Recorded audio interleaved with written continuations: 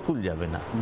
নিয়ে লাস্ট একটা আশ্বাস আমি জানি এই মুহূর্তে প্রচুর যারা চাকরি প্রার্থী যারা চাকরি হারিয়েছেন তারা অনেকে খুব মন দিয়ে আপনার ইন্টারভিউ দেখছেন কিছু কিছু কথা শোনার জন্য। যেখানে দুর্নীতি হয়েছে সেই সমস্ত ফাইল কি খোলা হবে? এক, টেট যেভাবে যে জায়গাতে গিয়ে আটকে গেছে সেই ফাইল কি খোলা হবে? দুই এবং তিন, যারা অপেক্ষা করে রয়েছেন ঝুলে রয়েছেন তাদের ভবিষ্যৎ সম্পর্কে আপনি কিছু ভাববেন কিনা? তারা প্রত্যেকে কিন্তু এই ক্লাস 10 পর্যন্ত প্রাইমারি শিক্ষকের জন্য দাবিদার হয়ে তারা রাস্তায় বসে রয়েছেন, তাদের জন্য কিছু ভাববেন কিনা? দেখুন, এই মুহূর্তে এই বিষয় নিয়ে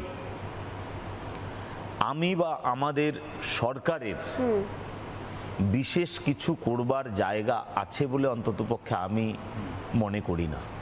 কারণ প্রত্যেকটি বিষয় সুস্পষ্টভাবে নির্ণয় করে দিয়েছেন দেশের সর্বোচ্চ আদালত। আমাদের কোনো জায়গাই নেই সর্বোচ্চ আদালতকে বাইপাস করে বা তাদের অমান্য করে অন্য কিছু করা।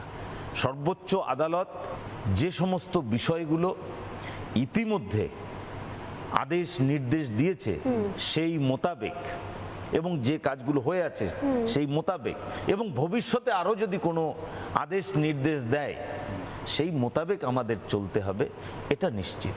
একদম। আর যদি কোর্টের ইন্টারভেনশন না থাকে তাহলে সেক্ষেত্রে আমরা নিশ্চিতভাবে একদম স্বচ্ছ প্রক্রিয়ার মধ্য দিয়ে সমস্ত কিছু। বেশ, অর্থাৎ এই আজকের যে আড্ডাটা স্বর্ণালী, শুভ্রাংশু, মূলত অনেকের জন্য কিন্তু অনেক রিলিফের মতন কাজ করবে। আমার দারুণ লাগলো একটা জিনিস, উপভোক্তা ছাত্র হবে, মানে প্রথম কেউ ইউজ করলো। একদম স্কুলে মানে এটা অনেকে